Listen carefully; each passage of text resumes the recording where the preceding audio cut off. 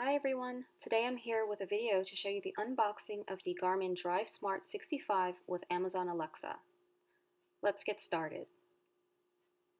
Here's a view of the exterior box, and here are some Alexa commands that can be used with the device. In order to use the Amazon Alexa, you will need to have the Amazon Alexa app installed on your phone, and your phone needs to be connected to the Garmin via Bluetooth.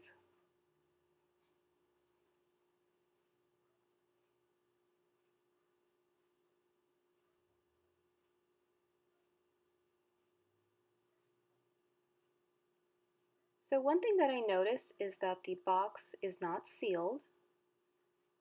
Okay, so let's open it up. And here are the dimensions for this device.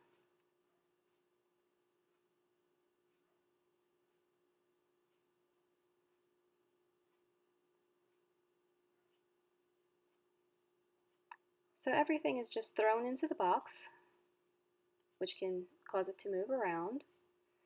It has a USB cable,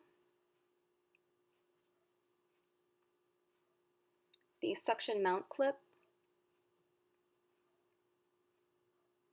the windshield suction cup mount,